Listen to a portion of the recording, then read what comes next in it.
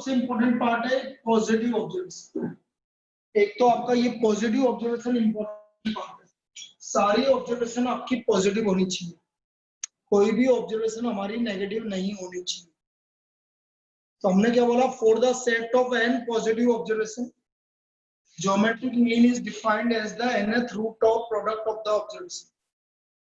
Geometric mean is defined as the nth root of product of the observations. ये रहा, तो ये हमारा ज्योमेट्रिक मीन है। अब इसको कैसे डिफाइन करोगे, geometric mean x1 x2 x3 xn की power 1/n, x1 multiplied by x2 multiplied by x3 up to xn की power 1/n. This is defined as geometric mean. ये geometric mean है बेटा। gm equal to x1 multiplied by x2 multiplied by x3 up to x1 की power upon power 1/n, ये हमारा geometric mean। अब देखो कभी कभी प्रॉब्लम कैसे पूछा जाता है, ये समझो, बड़ा इजी प्रॉब्लम पूछा जाता है। जैसे आपसे बोल दिया find the geometric mean of 2 6 18 54 और 162। इसका मुझे ज्योमेट्रिक मीन निकालना है कि what is the geometric mean. 2 6 18 54 162, इसका हमें ज्योमेट्रिक मीन निकालना है। कोई बताएगा इसका ज्योमेट्रिक मीन क्या होगा? इसका ज्योमेट्रिक मीन क्या होगा? तो मैं तुम्हें बताता हूँ, निकालने की जरूरत नहीं है ना। 3 कैसे होगा बेटा ज्योमेट्रिक? वो तो कॉमन रेशियो है 3, कॉमन रेशियो है बेटा 3। तो ज्योमेट्रिक मीन क्या होगा, मैं तुम्हें ट्रिक बता रहा हूँ, देखो 18 बिल्कुल सही है, 18 इज द ज्योमेट्रिक मीन। आप ये देखो कि ये जो जितनी भी वैल्यू है सब सेम मल्टीपल में आ रही है कि नहीं आ रही? जैसे 2 से 6 आया 3 मल्टीप्लाई करके, 6 से 18 भी 3 से मल्टीप्लाई करने पे आया, 18 से 54 भी 3 से मल्टीप्लाई करने पे आया, 54 से 3 भी आपका 3 से मल्टीप्लाई करने पे आया। तो सब 3 के मल्टीपल है, तो 5 टर्म है, तो इसमें आपको निकालने की जरूरत नहीं। जब सेम मल्टीपल आता है ये सब 3 के मल्टीपल है, तो middle term will be the geometric, middle term will be the geometric. तो इसका मिडिल टर्म जो है वो ज्योमेट्रिक मीन होगा। यदि सेम मल्टीपल आ रहा है तो जो मिडिल टर्म है वो ज्योमेट्रिक मीन होगा। आया समझ में?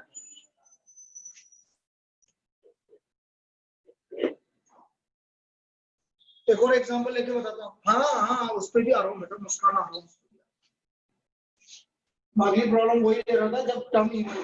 फाइंड द जीएम ऑफ, कुछ भी ले लिया, जैसे मैंने जीएम ऑफ 3 6 12 24 48 96। अब आपने बोला कि सर इसका ज्योमेट्रिक मीन क्या होगा? अब नंबर ऑफ टर्म्स इवन है बेटा, कितनी टर्म्स है ये? Even term. तो इवन टर्म में मिडिल 2 वैल्यू देखेंगे, 2 वैल्यू देखो बेटा, क्या है 2 value middle term? 2 middle term क्या है इसकी बताइए सर? 12 और 24। तो आप क्या करेंगे, इसका जो ज्योमेट्रिक मीन होगा जब इवन नंबर ऑफ टर्म्स आ जाए, चलिए निकाल के बताइए इसका ज्योमेट्रिक मीन कितना होगा। 12 into 24 का स्क्वायर रूट, 12 into 24 का स्क्वायर रूट कितना आ रहा है? आंसर कितना आ रहा है भाई? कैलकुलेटर है तुम्हारे पास? 16.97। अब देखो ऑप्शंस में वो 16.97 नहीं देगा, ऑप्शन ऐसे देगा 12 12 रूट 2 12 रूट 3 और 16 रूट 2, ऐसी वैल्यू देगा वो ऑप्शन में। तो आपको क्या करना है उस केस में, पहला वाला तो नहीं है, तो पहले आप सेकंड वाले को चेक करना है कि ये है कि नहीं। पहले रूट 2 की वैल्यू निकालो, 2 का स्क्वायर रूट निकालो और उसको 12 से मल्टीप्लाई करो, कितना आ रहा है? बी। ऐसे चेक करना है। आप तो अपनी तरह से निकालिए, फिर बाद में उसको चेक कर लीजिए। क्या ये समझ में आया जो मैंने बोला? ठीक है, तो ये इसका ज्योमेट्रिक मीन हो जाएगा भाई। 3, 6, 12, 24, 48, 96 मिडिल दो तो टर्म आ रही है आपकी 12 और 24। इन दोनों को मल्टीप्लाई करके स्क्वायर रूट ले लो। इन दोनों को मल्टीप्लाई करके स्क्वायर रूट लिया तो 16.97 आ गया। अब चारों में से आप आंसर निकाल लीजिए, जो भी ऑप्शन होगा वो आपका आंसर है। आया इस समझ में?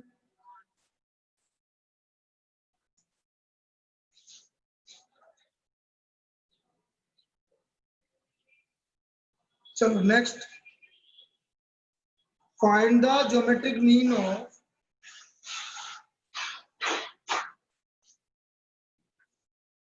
find the geometric mean of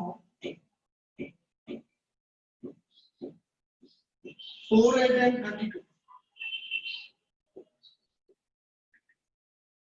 अब देखो ये 4 2 जा 8 लेकिन 8 2 जा 16 नहीं है, तो फिर हमें अब निकालना पड़ेगा 4 into 8 into 32 की पावर 1/3। अब ये आपका मल्टीपल नहीं है, सेम मल्टीपल नहीं है, तो अब आपको ऐसे लिखना पड़ेगा 4 multiplied by 8 multiplied by 32 की पावर 1/3, 3 टर्म। बेटा मैं ये देख रहा हूँ कि सब 2 की पावर है, सब 2 की पावर, तो ये 2 का स्क्वायर।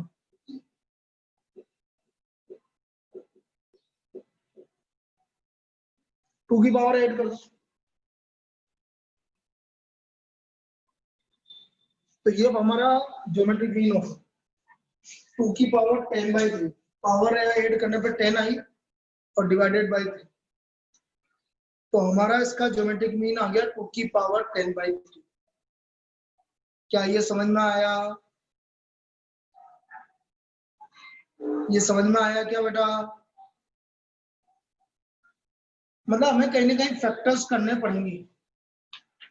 अब जैसे आपकी मॉड्यूल की एक प्रॉब्लम है वो मैं बता रहा हूँ, find the geometric mean of 8, 24 and 40। 8, 24 and 40।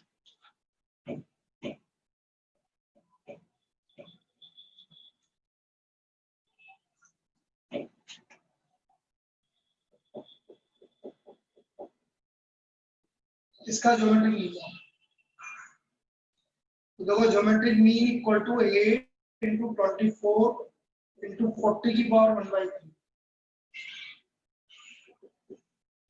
अब चाहो तो आप ये देख लो, ये 8 है, ये भी 8 का मल्टीपल है, ये भी 8 का मल्टीपल, तो ऐसा भी कर सकते हैं भाई। आपको दिख गया कि सब 8 के मल्टीपल है, तो 8 की पावर तो 3 हो गया इंटू 15 हो गया, तो 8 की पावर 3 इंटू 1/3 8 आ गया, 15 की पावर 1/3। 15 की पावर 1/3 को हम क्या लिखेंगे? 2 भाई। 8 की पावर 3 मल्टीप्लाइड बाय 15 भाई। 8 सब 8 की मल्टीपल है हमारे, 8 8 इंटू 3 8 इंटू 5, तो 8 तो 3 टाइम हो गया, 15 आ गया। 8 की पावर 3 इंटू 1/3 8 आ गया, और 15 की पावर 1/3। 15 की पावर 1/3 को मैं क्या लिख सकता हूँ? Cube root of 15। तो ये आपके मॉड्यूल की प्रॉब्लम है भाई, सेट बी। ये इसका ज्योमेट्रिक मीन हो। यहां तक कोई दिक्कत? तो ये इस तरह से हमने इसका ज्योमेट्रिक मीन निकाला। ये इसका ज्योमेट्रिक मीन निकालने का आपको तरीका। अब जैसे एक प्रॉब्लम क्या आ चुकी थी वो समझो।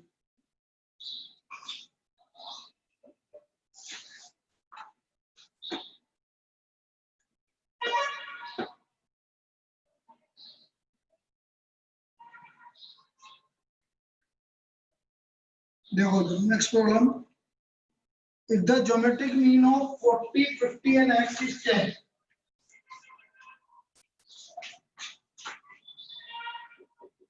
if the geometric mean of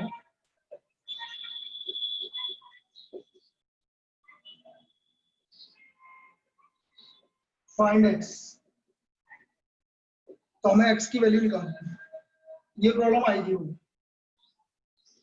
तो देखो 40 multiplied by 50 multiplied by x की पावर 1/3 इक्वल टू 10। इसमें कोई डाउट किसी को? इसमें किसी को doubt? 40 multiplied by 50 multiplied by x की पावर 1/3 की इक्वल टू 10। ये समझ में आया कैसे लिखा मैंने? बोलिए बेटा। अब 40 50 को मल्टीप्लाई कर लो, ये आ गया 2000x। बेटा ये 1/3 इधर जाके पावर 3 नहीं हो जाएगा?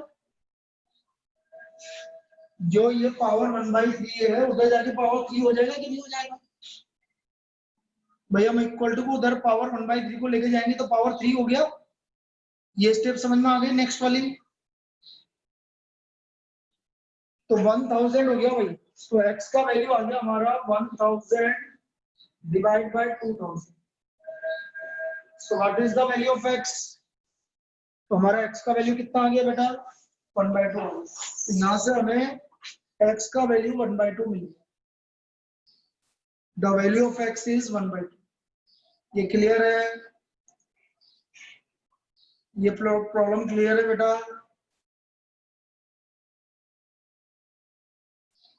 अब ये तो हमारा इंडिविजुअल ऑब्जर्वेशन की आपका ज्योमेट्रिक मीन होता है। अब इंडिविजुअल ऑब्जर्वेशन की जगह यदि हम सपोज कंटिन्यूअस वैसे तो पूछेगा नहीं कभी, क्योंकि इतना टाइम ही नहीं ले रहा आपको, कैसे पूछ सकता है आपसे। लेकिन फिर भी फॉर्मूला देख लीजिए, ज्योमेट्रिक मीन फॉर कंटिन्यूअस या ग्रुप्ड फ्रीक्वेंसी और डिस्क्रीट, दोनों में से कुछ भी, डिस्क्रीट डिस्ट्रीब्यूशन। भाई कंटिन्यूअस होगा तो भी हम उसका मिड वैल्यू निकाल लेंगे, तो मैं इसलिए सिर्फ एक्स आई एफ आई लिखूंगा।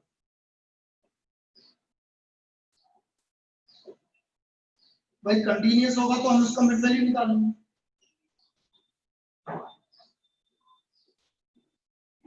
तो इसका हमारा ज्योमेट्रिक मीन होगा x1 की पावर f, x2 की पावर f, x3 की पावर f, xn की पावर f और 1/सिग्मा f, 1/सिग्मा f। ये हमारा ज्योमेट्रिक मीन फॉर कंटिन्यूअस और डिस्क्रीट डिस्ट्रीब्यूशन। x1 की power f1 multiplied by x2 की power f2 multiplied by x3 की power f3 and so on, xn की पावर fn पावर 1/f,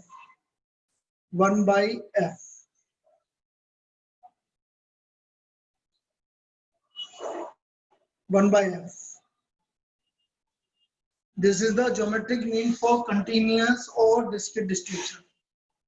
क्या ये चीज क्लियर है? इस पे एक प्रॉब्लम करके बता देता हूँ, लेकिन मैंने क्या बोला, आने के चांसेस बिल्कुल नेग्लिजिबल है। मतलब आप ये मान के चलिए बिल्कुल नहीं पूछ सकता हो, क्योंकि लेंदी हो जाता है काम। अब सपोज मैं बोल रहा हूँ find the geometric mean for, मैंने प्रॉब्लम लिखी है find the geometric mean for the following distribution.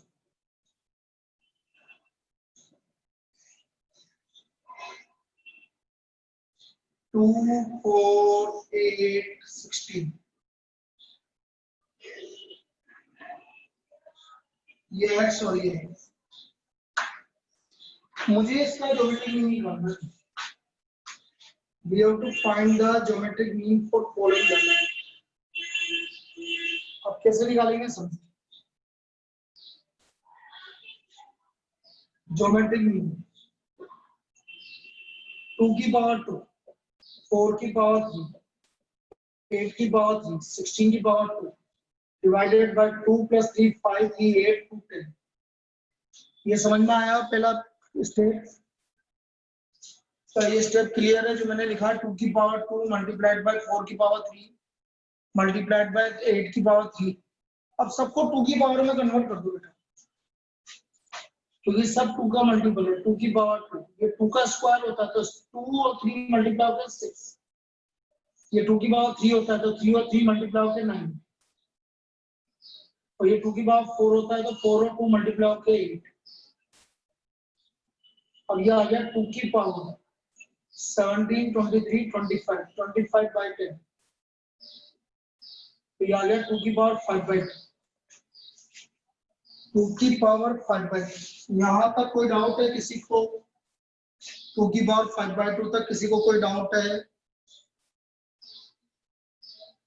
अब बेटा 5/2 मतलब 2.5, 5/2 का मतलब है 2.5। अब देखो 2 की पावर 2.5 का मतलब पहले 2 का स्क्वायर, और 2 की पावर 0.5 होता है रूट। 2 की पावर 2.5 का मतलब क्या हुआ दोबारा समझना, पहले 2 का स्क्वायर, तो 4 हो गया, और 2 की पावर 0.5 रूट 2, तो इसका फाइनल आंसर आ गया हमारा 4 रूट। 2 का स्क्वायर 4, 2 की पावर 0.5 रूट, तो इसका ज्योमेट्रिक मीन आ गया 4 रूट। क्या ये क्लियर है? ये क्लियर है?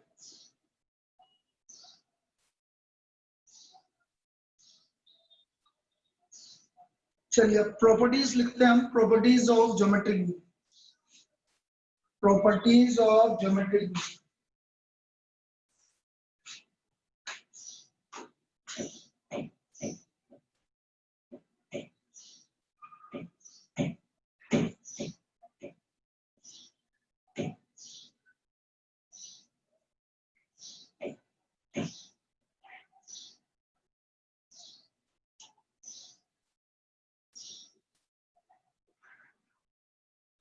फर्स्ट, बेटा फर्स्ट प्रॉपर्टी लिखने से पहले मैं इसको समझाना चाहता हूँ, आप इसकी समझिए क्योंकि सब पढ़ चुके हैं आपका। मैं ज्योमेट्रिक मीन, मैंने बोला जी होता है आपका x1 multiplied by x2 multiplied by x3 xn की पावर n 1/n।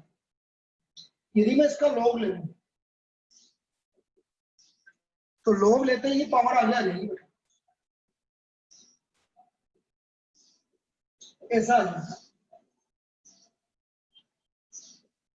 और लॉग ये सब प्रोडक्ट में है, तो हमें पता है कि ये सब प्रोडक्ट में है, तो हम इसको ऐसे लिखते हैं log x1 plus log x2 plus log x3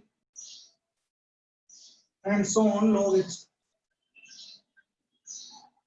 हम इसको इस तरह से लिखते हैं। क्या ये जो मैंने लिखा है ये सबको समझ में आया क्या? भाई पहले हमने log लिया है तो पावर आगे आ गई 1/n, और log के अंदर प्रोडक्ट में है तो सब प्लस में चल जाएंगे प्रॉपर्टी से। ये समझ में आ गया?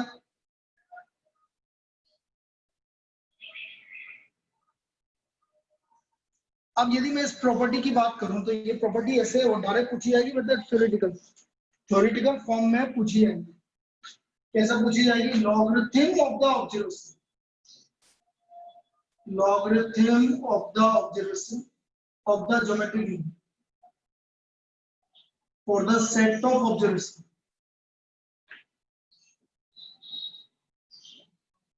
is arithmetic mean of logarithm of the observation, is the arithmetic mean of logarithm of the observation। ये प्रॉपर्टी है भैया, logarithm of geometric mean for the set of observation is the arithmetic mean of logarithm of the observation। भाई geometric mean, logarithm किसका? Geometric mean का। क्या होगा? जितनी भी ऑब्जर्वेशन है उसका लॉगरिथम लिया और उसका हमने अर्थमेटिक मीन, अर्थमेटिक मीन मतलब सबको ऐड करके डिवाइड बाय n कर दिया। तो ये बेटा थ्योरेटिकल फॉर्म में पूछी जाएगी डायरेक्ट आपसे कि लॉगरिथम ऑफ ज्योमेट्रिक मीन कैसे पूछा जाएगा, ये भी बताता हूँ। Logarithm of geometric mean is dash of the logarithm of the observation. तो डेश की जगह क्या आएगा? ऑप्शंस हो गए arithmetic mean, geometric mean, harmonic mean, तो आपका आंसर आएगा अर्थमेटिक। क्लियर है? क्या फर्स्ट प्रॉपर्टी क्लियर है सबको? तो ये हमारी फर्स्ट प्रॉपर्टी है। सेकेंड प्रॉपर्टी क्या है ये समझिए। सेकेंड प्रॉपर्टी ये बोल रहा है if all the observations are constant, if all the observations k are constant, सारी observation k are constant, k is greater than 0, बस k पॉजिटिव होना चाहिए, then geometric mean is also k। अरे example मैं आपसे बोल रहा हूँ, find the geometric mean of 5 5 5 5 5 5 5 5 5 तो आंसर इज 5। यदि सारी ऑब्जर्वेशन एक जैसी है तो बेटा उसका ज्योमेट्रिक मीन भी 5 होगा। सारी ऑब्जर्वेशन एक जैसी है तो उसका ज्योमेट्रिक मीन भी वही होगा। ये समझ में आ गया? सेकंड प्रॉपर्टी क्लियर है बेटा? सेकंड प्रॉपर्टी क्लियर है? Now third property.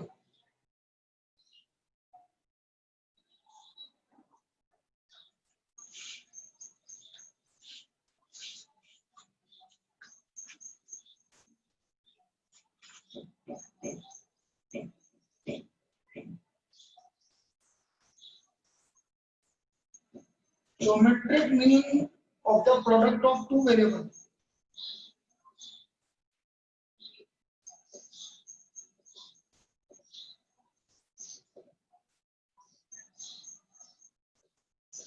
is the product of geometric mean or geometric mean of variables. कैसे? z equal to x into 1 तो geometric mean of z equal to geometric mean of x multiplied by geometric mean of y. आपको सब दो variables given है, दो variable set of observation की, आपके group of observation की दो वेरिएबल गिवन। तो हम बोल रहे हैं geometric mean of two variable, product of two variable is the product of their geometric mean, is the product of their geometric mean. तो z इक्वल टू यदि X Y है तो geometric mean of z equal to geometric mean of x multiplied by geometric mean of, ये है। इसमें कोई doubt?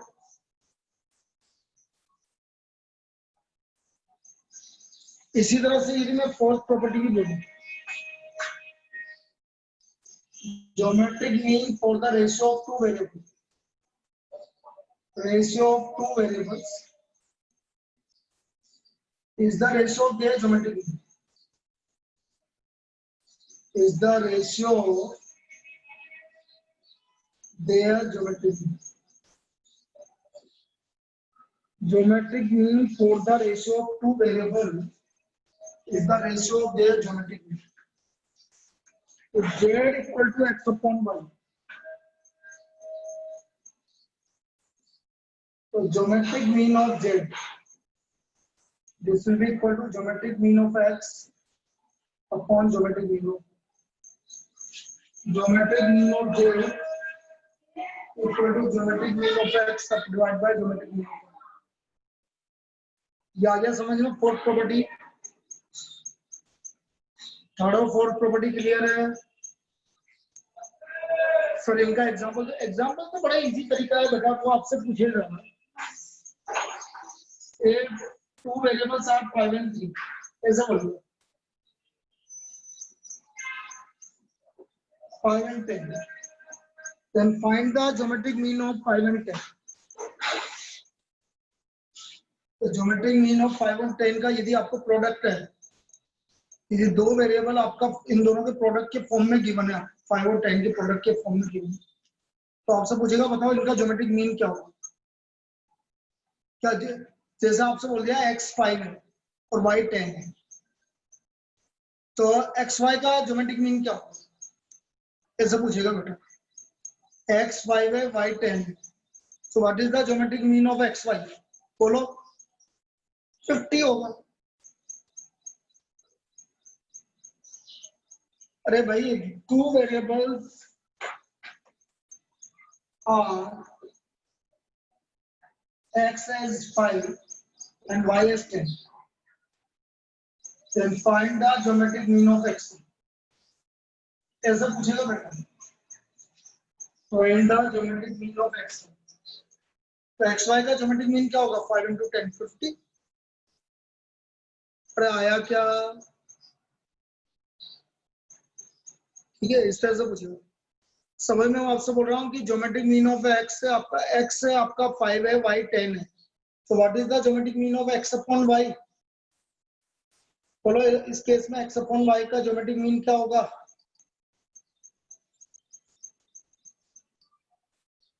1/2 बिल्कुल सही। कैसे पूछेगा?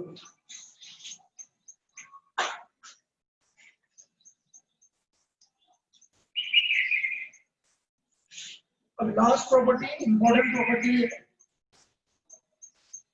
Geometric mean is used to find, geometric mean is used to find average rate of return, used to find average rate of return। जब भी हमें एवरेज रेट ऑफ रिटर्न की बात करेंगे तो हम ज्योमेट्रिक मीन को यूज करेंगे। एवरेज रेट ऑफ रिटर्न निकालना है आपको तो ज्योमेट्रिक मीन का यूज करना है। Then you have to use average rate of return के लिए ज्योमेट्रिक मीन। और इसमें एक प्रॉब्लम आ भी चुकी है भाई, कैसा आई थी देखो, द रेट ऑफ रिटर्न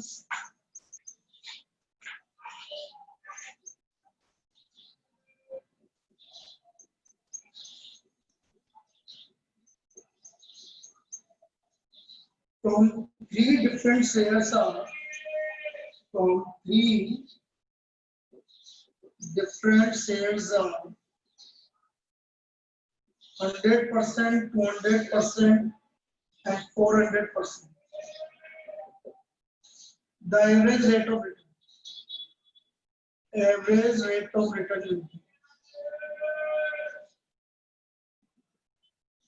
तो हमें एवरेज रेट ऑफ रिटर्न निकालना है। 100%, 200%, 400% निकालने की जरूरत ही नहीं है। 100, 200 और 400 2 के मल्टीपल है सब। 100 से 200 आया 2 का मल्टीपल, 200 से 400 आया 2 का मल्टीपल। तो ऑब्वियसली आपका जो एवरेज रेट ऑफ रिटर्न है इसका ज्योमेट्रिक मीन क्या होगा? इसका ज्योमेट्रिक मीन हो गया 200, ये इसका average rate of return. This is the average rate of return, हमारा एवरेज रेट ऑफ रिटर्न। आया समझ में? ये आ गया समझ में?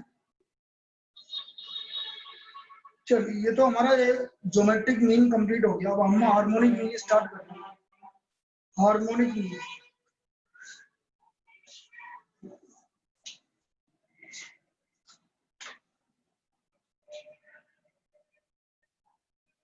हार्मोनिक मीन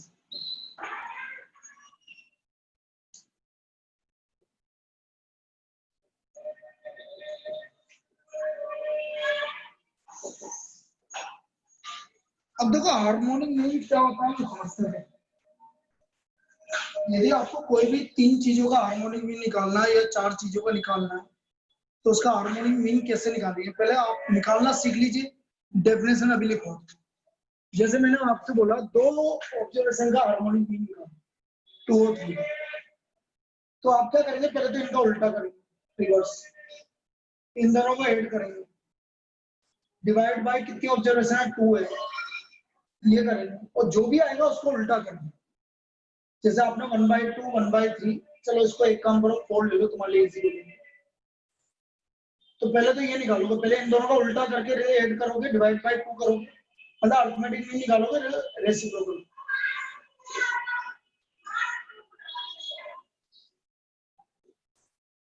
तो हमारा हार्मोनिक मीन आएगा बेटा 2/0.7। निकालना भाई 2/0.75। कितना हार्मोनिक मीन आ रहा है? ये इसका हार्मोनिक मीन आएगा।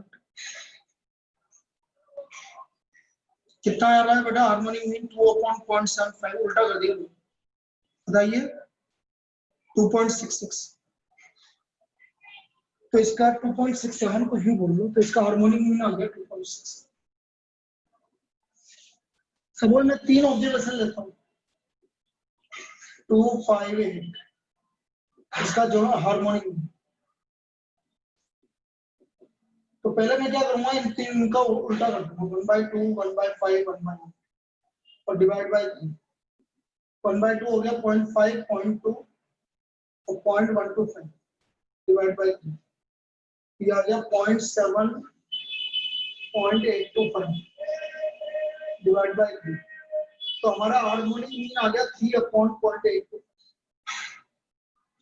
निकालना 3/0.825 इसका हार्मोनिक मीन। बाकी कैलकुलेटर से निकालना भी बता दूंगा, अभी तो मैं मेथड समझा रहा हूँ कि होता है 3 डिवाइड बाय 3.63, ये इसका हार्मोनिक मीन।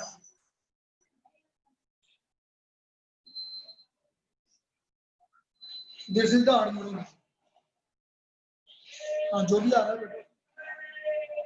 तो हार्मोनिक मीन का मतलब समझ में आया क्या कर रहा हूँ मैं?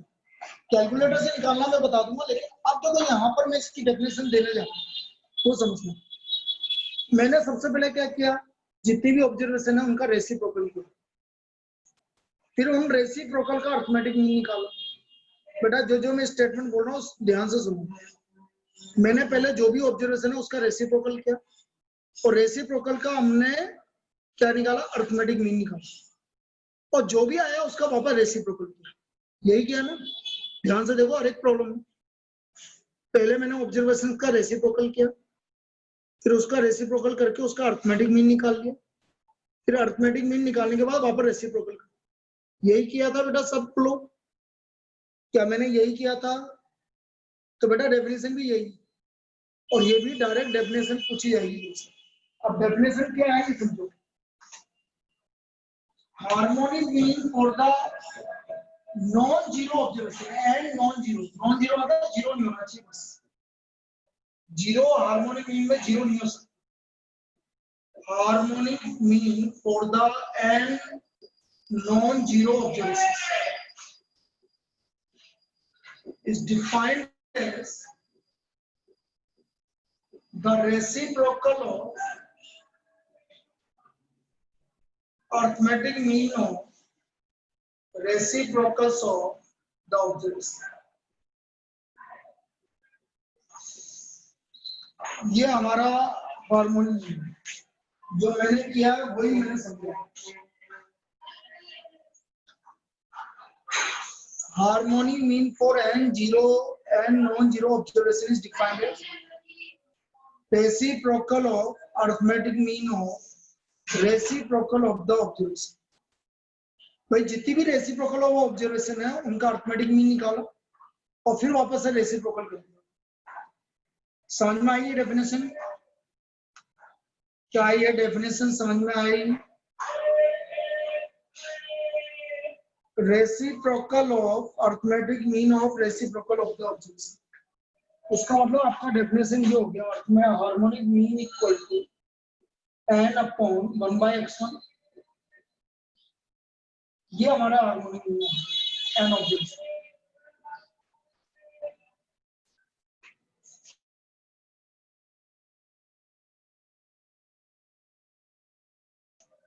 Divide by 1/x, divide by 1/x। ये हमारा हार्मोनिक मीन है। क्लियर है ये फॉर्मूला? क्या ये फॉर्मूला क्लियर है सबको? डेफिनेशन डायरेक्ट आएगी और आ चुकी है पहले भी। Harmonic mean is the days of the harmonic mean is the reciprocal of days of the reciprocal of the observation. तो अर्थमेटिक मीन ये है।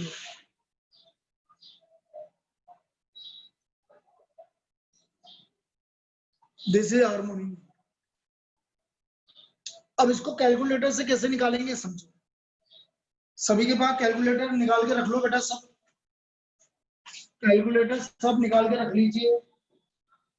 मैं कुछ ऑब्जर्वेशन का हार्मोनिक मीन निकाल रहा हूँ। Find the harmonic mean of 3, 7, 11, 15, 19। इनका मुझे हार्मोनिक मीन निकालना। अब कैसे निकालेंगे आप समझो। कैलकुलेटर में पहले लिखेंगे 3 डिवाइड इक्वल टू, अब प्रेस करेंगे 3 divide equal to 7 divide equal to 11 divide equal to 15 divide equal to 19 divide equal to, ये काम करो। 3 divide equal to 7 divide equal to 11 divide equal to 15 divide equal to 19 divide equal to. क्या कर लिया सबने? इसके आगे कुछ मत करना, पहले ये करके बताओ मुझे। जीटी दबाओ, जीटी, जीटी प्रेस करो। क्या आया जीटी प्रेस करने पर? क्या आया जीटी प्रेस करने पर? डिवाइड बाय 5 करो। 5 एलिमेंट है, डिवाइड बाय 5 करो और फिर डिवाइड इक्वल टू कर देना लास्ट में, डिवाइड बाय 5 करके डिवाइड इक्वल टू कर देना। क्या आ रहा है आंसर? 7.28। यही इसका हार्मोनिक मीन है, यही इसका हार्मोनिक मीन। तो क्या क्या मैं दोबारा समझा रहा हूं, 3 divide equal to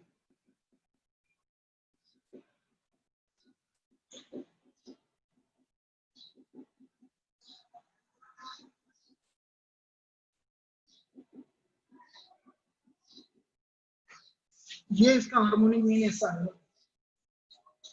3 divide equal to 7 divide equal to 11 divide equal to 15 divide equal to 19 divide equal to GT divide by 5 divide.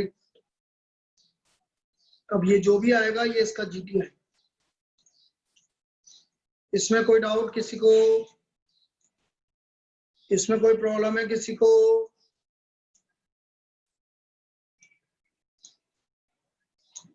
ये कैलकुलेटर से डायरेक्ट निकालने का तरीका है। कैलकुलेटर से हम डायरेक्ट इस तरह से निकालेंगे इसको, 7.28 जो भी आ रहा है।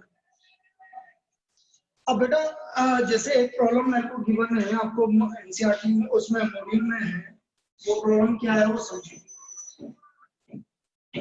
Find the harmonic mean of, बाबे एक बोतल पानी भी लाना, पानी की बोतल,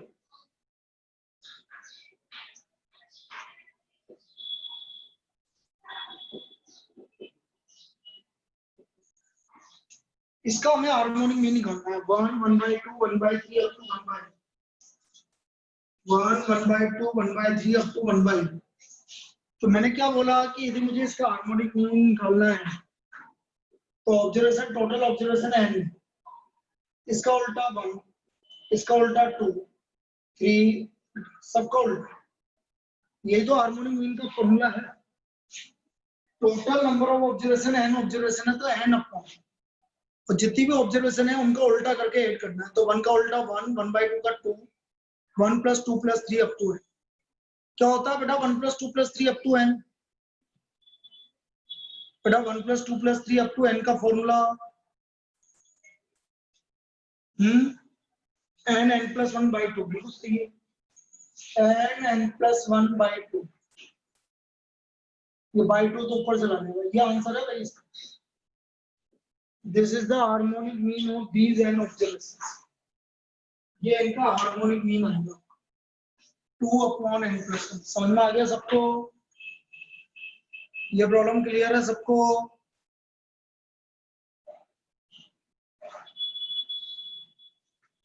अब देखिए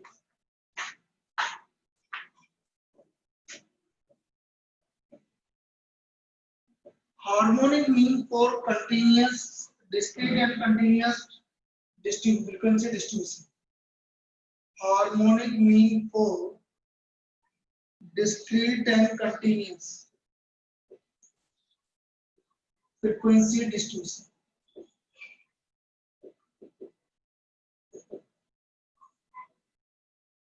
हार्मोनिक मीन कैसे निकालेंगे समझो, xi,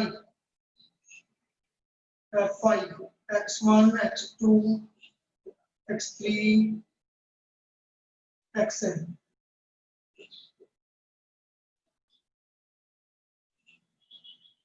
harmonic mean sigma f,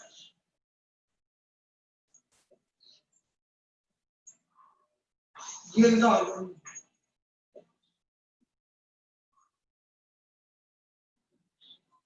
sigma f upon f1 upon x1 plus f2 upon x2 plus f3 upon x3 and plus so on.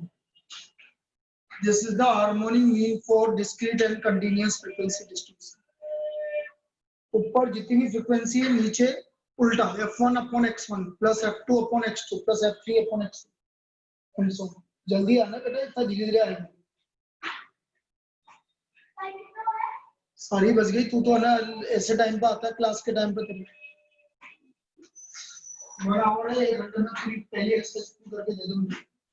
चलो भाई इसको देखते हैं भाई, sigma F upon f1 upon x1 plus f2 upon x2 plus f3 upon x3 plus fn upon x3। अब इस पे problem करते हैं भाई।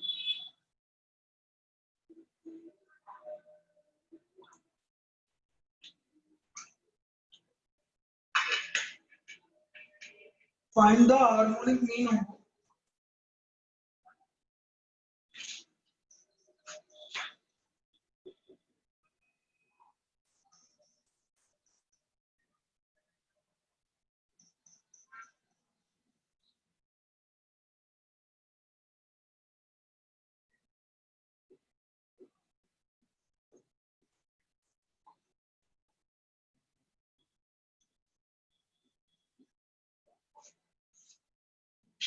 अब इसका हार्मोनिक मीन निकालना है, तो बेटा मैं बिना कुछ लिखे भी कर सकता हूँ इसको। कैसे करूंगा देखो समझो। एफ को देखो पहले 2, पहले वाले का है फ्रीक्वेंसी 2 है और एक्स है 2, तो 2 divide by 2 equal to 3 divide by 4 equal to 3 divide by 8 equal to 2 divide by 16 equal to GT divide by इनकी फ्रीक्वेंसी कितनी है 10, सम ऑफ फ्रीक्वेंसी, तो डिवाइड बाय 10 और डिवाइड इक्वल टू। क्या करा समझ में आया? मैंने क्या बोला, मैंने क्या बोला बेटा समझ में आया? 2 divide 2 equal to 3 divide 4 equal to 3 divide 8 equal to 2 divide 16 equal to GT divide by 10, क्योंकि सम ऑफ फ्रीक्वेंसी 10 है और डिवाइड इक्वल टू। किसने किया? 4.44, बिल्कुल सही है। 4.44 इज द हार्मोनिक मीन, ये इसका हार्मोनिक मीन है 4.4। This is the harmonic mean of this continuous frequency distribution. Continuous में भी होगा तो भी ऐसा ही होगा। This continuous frequency harmonic mean for continuous frequency. समझ में आया ये सबको? और ये समझ में आया क्या? तो इस तरह से हम इसका हार्मोनिक मीन निकालेंगे।